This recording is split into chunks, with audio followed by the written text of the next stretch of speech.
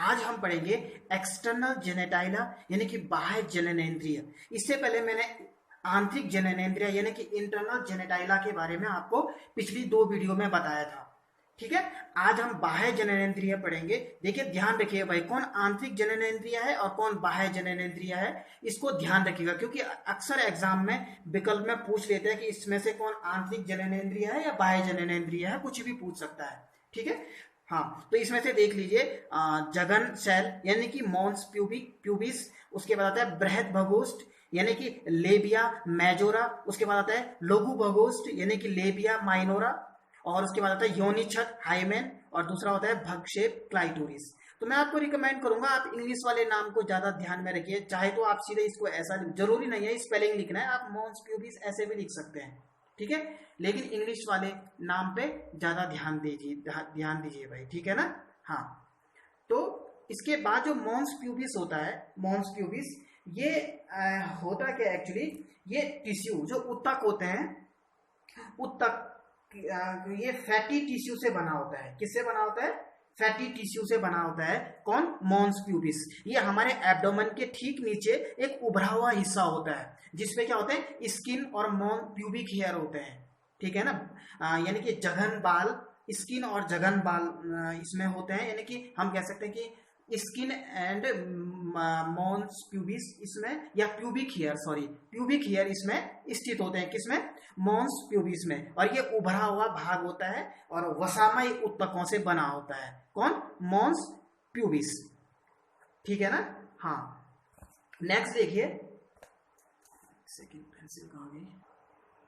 ठीक है, अगला आता है इसमें बृहद भगोष्ठ यानी कि लेबिया मेजोरा। तो इसमें देखिए थोड़ा, ये है लेबिया मेजोरा, ये वाला फोल्ड है जो, ठीक है ना, ये है labia majora.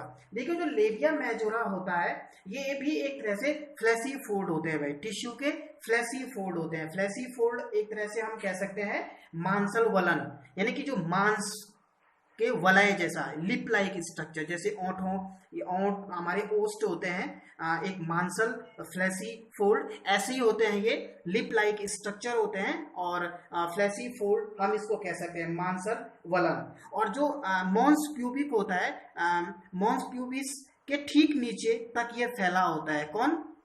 Labia majora. Mons pubis के ठीक नीचे तक, यहां तक ये फैला होता है पूरा इस तरह से, लेबिया मेजोरा। ठीक है ना। हाँ, इसके बाद आता है लेबिया माइनोरा, ये भी लिप लाइक स्ट्रक्चर होते हैं और लेबिया मेजोरा के अंदर की ओर स्थित होते हैं। और ये संख्या में 2 होते हैं, 2 फोल्ड होते हैं, 2 लिप लाइक स्ट्रक्चर होते हैं, और लेबिया मेजोरा के अंदर स्थित होते हैं, अंदर की ओर स्थित होते हैं। ठीक है, ये देखिए यहाँ पर, यह है लेबिया मेजोरा और ये है लेबिया माइनोरा। ये ठीक नीचे हम कह सकते हैं अंदर की ओर, या ठीक नीचे स्थित होता है किसके? लेबिया मेजोरा के। इसके बाद आता है क्लाइटोरिस। देखिए ये क्लाइटोरिस है, ये होता है ये मेल के पेनिस के होमोलोगस होता है, लगभग मेल के पेनिस के जैसा ही होता है ये क्लाइटोरिस। और ये एक उत्तेजक अंग हम कह सकते हैं, ये उत्तेजक अंग की तरह कार्य करता है क्लाइटोरिस। ठीक है, इसमें कोई ओपनिंग नहीं होती है भाई, एक छोटी सी इस तरह की रचना होती है, कोई ओपनिंग नहीं होती है, और ये स्टिमुलस में हेल्प करता है। हम कह सकते हैं कि उत्तेजक अंग की तरह कार्य करता है। कौन? क्लाइटोरिस। इसके बाद आता है जो वेजाइना ओपनिंग होती है, वेजाइनल ओपनिंग को हम कहते हैं योनि द्वार या योनि छिद्र। ठीक है ना। ठीक है, तो वेजाइनल ओरिफिस या हम कह सकते हैं योनि द्वार। तो योनि द्वार एक पतली सी झिल्ली द्वारा घिरा होता है, जिसे कहते हैं हाइमेन। क्या कहते हैं? हाइमेन कहते हैं, हाइमेन। ठीक है, तो योनि द्वार एक पतली झिल्ली द्वारा घिरा होता है, जिसे हाइमेन कहते हैं। और जो ये हाइमेन झिल्ली होती है, ये इंटरकोर्स के दौरान रप्चर हो जाती है। ठीक है, हाइमेन झिल्ली इंटरकोर्स के दौरान रप्चर हो जाती है, यानी कि फट जाती है। लेकिन जरूरी नहीं है भाई कि इंटरकोर्स के दौरान ही क्या हो कि हाइमेन फट जाए। अक्सर क्या होता है कि जब हॉर्स बैक राइडिंग या साइकिलिंग करते हैं, हम घुड़सवारी या साइकिल चलाते हैं, या उस स्पोर्ट्स में हम भाग लेते हैं, तो उस दौरान भी क्या हो जाती है, हाइमेन फट जाती है, ये रप्चर हो जाती है हाइमेन। तो जरूरी नहीं है कि हाइमेन का फटना एक इंटरकोर्स के दौरान ही हाइमेन फंसे।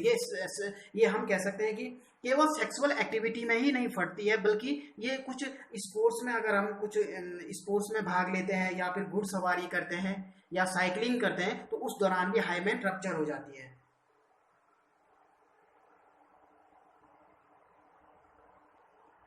इसके बाद हम पढ़ेंगे मेमोरी ग्लैंड, ठीक है, यानी कि स्तन ग्रंथियां।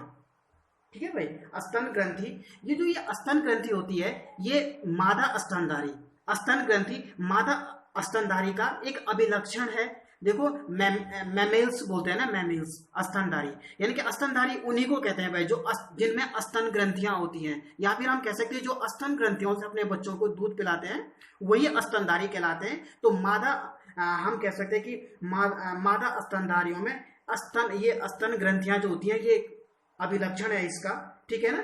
तो जो ये मेमोरी ग्लैंड होती है ये किससे बनी होती है? ये बनी होती है ग्रंथिल ऊतक, ग्लैंडुलर टिश्यू और फैटी वसामय, ठीक है ना। ये वसामय होते हैं और ग्लैंडुलर टिश्यू से बने होते हैं, ठीक है ना। यानी कि हम कह सकते हैं ये फैट और ग्लैंडुलर टिश्यू से बने होते हैं, वसामय होते हैं और कुछ ग्रंथिल ऊतकों से ये बने होते हैं, ठीक है। अब जो ग्रंथिल ऊतक होते हैं इसमें ध्यान रखिए, फैट देखिए ये फैट से बनी हुई है, ठीक है। ये रिब्स वाला हिस्सा है पीछे, ठीक है। ये मसल्स हैं, रिब्स के बीच में ये मसल्स आप देख रहे हैं, ठीक है। अब ये फैट है, ठीक है। अब इसके बाद जो ग्लैंडुलर टिश्यू जो होता है, ग्रंथिल ऊतक जो होता है, तो प्रत्येक ग्रंथिल ऊतक में क्या होता है, 10 से 15, कितनी 15 से 20, लगभग 15 से 20।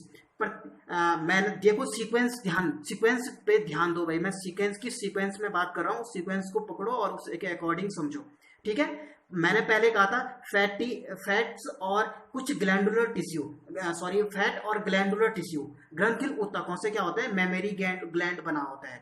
अब जो ग्रंथिल ऊतक है, ठीक है ना, ग्रंथिल ऊतक है, तो प्रत्येक ग्रंथिल ऊतक में क्या होती है, 15 से 20 मेमोरी लॉब्स होती हैं।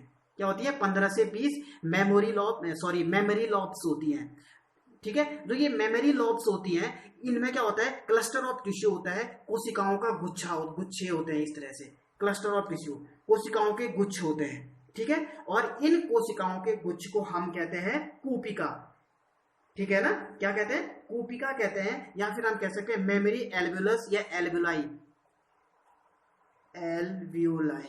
एल्वेलाई भी हम इसको कह सकते हैं, ठीक है,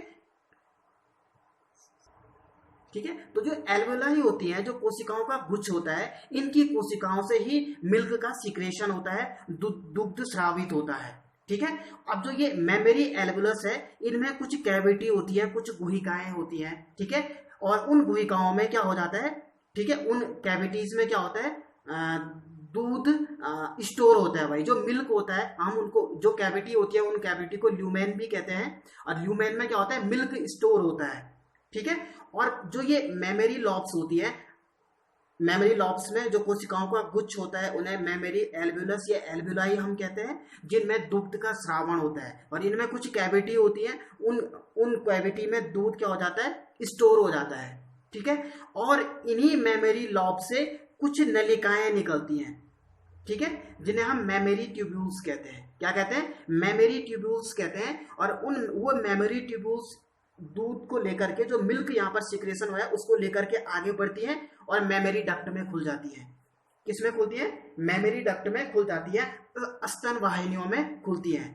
जो ये स्तन वाहिनियां होती हैं ये आगे बढ़ती हैं, ये देखो यहाँ पर आगे बढ़ती हैं और आगे बढ़ करके एम्पुला में खुलती है, ठीक है। और एम्पुला आगे बढ़ता है और लैक्टिफेरस डक्ट में खुलता है, और लैक्टिफेरस डक्ट आगे होकर के इस निपल में खुलती है, और जहां से क्या होता है, फिर बच्चे को दूध पिलाया जाता है। तो एक तरह से जो ये मेमोरी ग्लैंड होते हैं ये क्या होती है, एक तरह की चाइल्ड केयरिंग ऑर्गन हम इसको कह सकते हैं।